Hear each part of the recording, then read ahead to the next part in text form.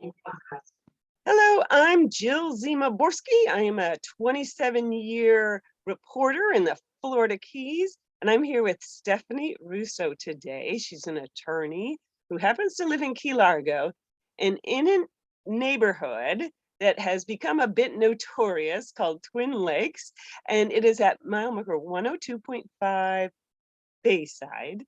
And the reason we want to talk about is it's experienced flooding, and it's experienced flooding for at least 7 years now. So we're going to learn a little more about that through Stephanie's personal experience. So Stephanie, when did you move into Twin Lakes subdivision? My husband and I purchased our home in May of 2015, and we were using it on a part-time basis initially. And then a few months later, we realized that our part-time basis was getting longer and longer every weekend. We started Friday through Sunday, then it was Thursday to Sunday, then it was Thursday to Monday. And we decided to just sell the house in Miami and move down here full-time a few months after we bought the home. So yes, there's nothing wrong with living in the Florida Keys. It is beautiful. We tend to love it down here. And but 2015 was also a year that I think there was some environmental problems. Did you have any experiences that were a little bit unexpected? Well, yeah, when we bought the home, nobody shared with us that our neighborhood we were buying in was prone to saltwater flooding. So we were very unpleasantly surprised when in September of 2015, we decided to take a staycation in our new home and were basically trapped in the house for the entire week because these floodwaters came in, and we were saying, what is going on here? There's like a river in front of our house. And that's when we learned about the saltwater flooding and Twin Lakes. And kayaking in your roadway was not part of your plans of your staycation, I'm sure. No, it wasn't. My husband jokes that he has joked in the past that we're going to submit an application for a permit to build a dock in the front of our house so that we can put a small boat out there so we can get in and out of the neighborhood. Oh dear, it helps when humor can help us deal with these dire situations. So the county, Monroe County, is aware of the flooding in your neighborhood. And even as far back as 2015, I was reading that it was then that the residents there were, for more than a month, dealing with a month of sustained and continuous saltwater flooding. And it even went into early 2016, I understand. Yeah, I don't have any of the dates in front of me, and it's all become kind of a big blur to me year by year. You know, we flood in almost every king tide event, so multiple times a year, the same times every year we have flooding. Sometimes it's much worse than others. We have had floods that lasted over 90 consecutive days. Oh dear. And sometimes it lasts, a week, but oftentimes it lasts much more than a week. And how do you all actually deal with it in terms of, having to go to work or having to go get food at the grocery store, or, I know in Stillroy Point neighborhood that people would physically carry like a suit jacket and pants out to the road and be picked up by somebody on US 1, or like there was one elderly gentleman that just didn't eat for like 10 days. And that of course was really concerning. So yeah, how did you all deal with it? It depends on how bad the flood is. So stupidly, if it's not that bad, we will drive our cars through it, which has required multiple sets of new brakes. And my husband's truck is just rusted out underneath from the salt water. I drive a car, so more often than not, I do not drive my car through it, and I cannot go to work, and I have to try to work from my home during those events. Or on occasion, I have gone by boat from our house to a neighbor's house down the canal, but on the other side of the neighborhood where it's not flooded, and then borrowed a car and driven, if I absolutely have to go somewhere, then driven from there. It's difficult. You can't go out, you can't get groceries. Law enforcement won't conduct their regular patrol of our neighborhood during the flooding events. So they'll only come in the event of an emergency. There have been times during the holiday seasons when deliveries won't come. So you order Christmas gifts or holiday gifts, and UPS or FedEx won't drive through the salt water, or you can't get an Uber, or you can't, if you use Instacart, they won't come in and deliver the groceries. But one of the things that I find most challenging, besides the destruction to the property, Yeah. is friends and family won't come over. Yeah. Understandably, people don't want to drive their cars through the salt water to come and visit. And I like to host holidays and football games and parties at my home. So I have had to cancel things that we've had planned over the years because I could not ask my family and friends to drive through that salt water. It sounds like it's really affecting your quality of life. And when you bought your house, were you told what flood zone it was in, and was it one that should have been prone to flooding? So nobody said to us that this neighborhood floods. Were we told what flood zone it was? I have to say, I can't imagine that we didn't have some sort of flood certificate. It's so long ago now, I don't remember. And Sure. it was never a thought that would cross my mind to research whether there was flooding in a neighborhood where I was looking at homes. Nobody said anything, and we didn't live in the Keys already. So I'd never heard of anything like this happening anywhere. So it just was not a thought for us. Exactly. I would have thought that it would be disclosed by the seller or the seller's agent, but that's not something that happened. Yeah, yeah.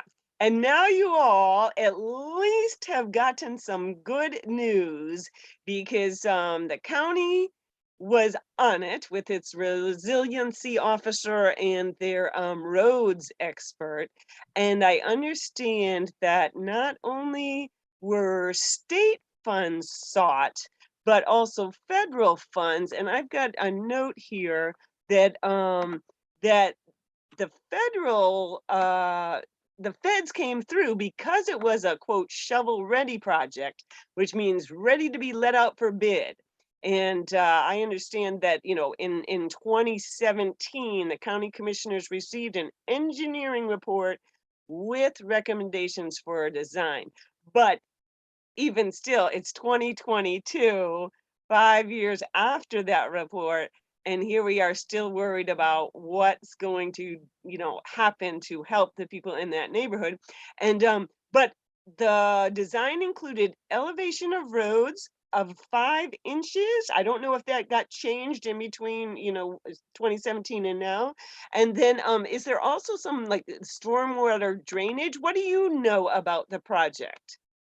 Well, it's been a long time in the works, right? It started in 2015. During that flood, my husband and I and other people in our neighborhood reached out to the commissioners, and we started going to the meetings and making presentations and sending emails and letters and a petition, and started a Facebook page, the Key Largo Community Swamp. And the board very thankfully designated our neighborhood, as well as another neighborhood that has been historically subject to significant saltwater flooding in Big Pine, as the pilot projects.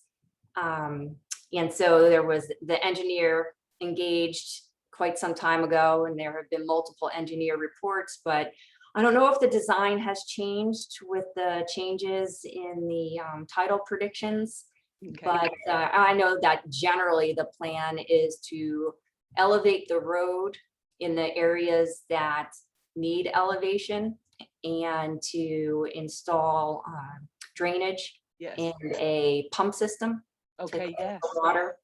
But I read that report. I read all of the reports as they were published, but that was a very, very long time ago. And so I just retained the general gist of Sure. what's Sure. proposed for the construction.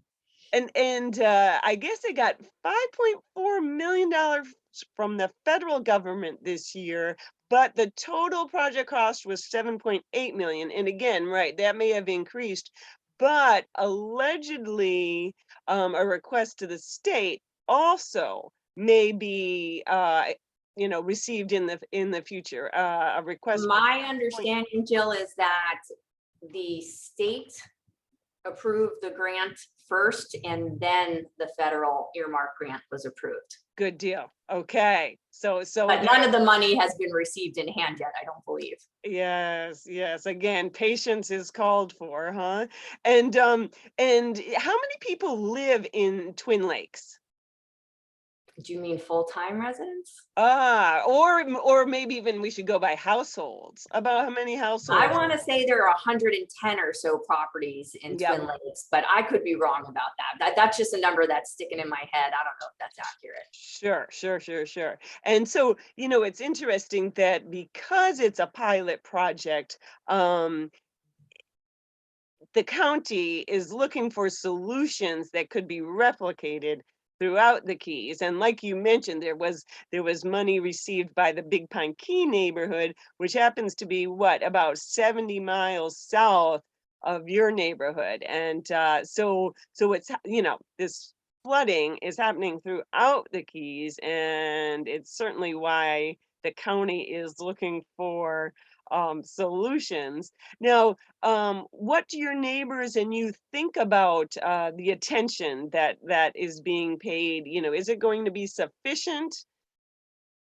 Well, as you mentioned, we're shovel ready, right? Yeah. So is it going to be sufficient? I'm hoping, I don't know the next step in the process, but I'm hoping the next step in the process is to get an RFP out ASAP, so that we can start the construction this year.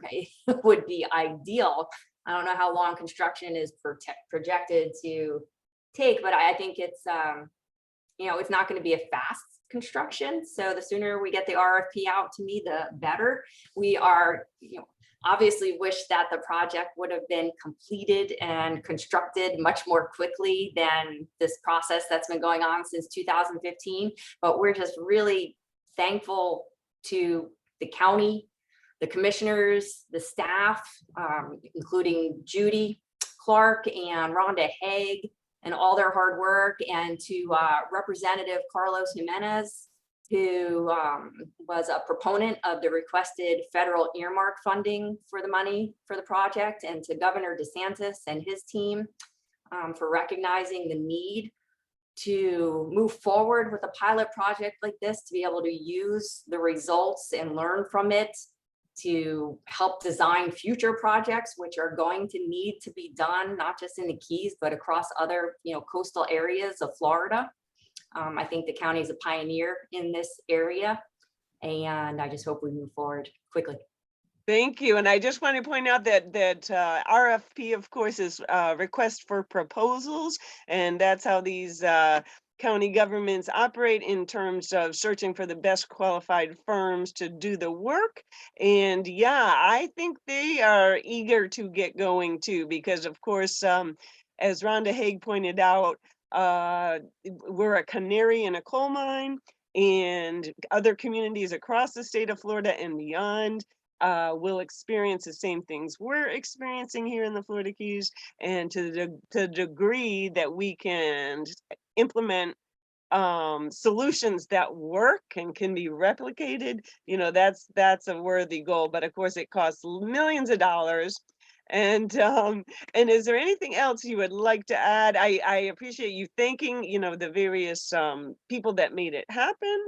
And certainly they've been at the cutting edge, I think, in terms of trying to get things done. No, All right. Thank you so much for your time, Stephanie. thanks. And keep on boating, but in the best possible way. On the right side. Exactly. In a canal, not in the street. All Right. right. Thanks Thanks, again, Jill. It was nice Stephanie to meet you. Russo. All right. Bye. Bye.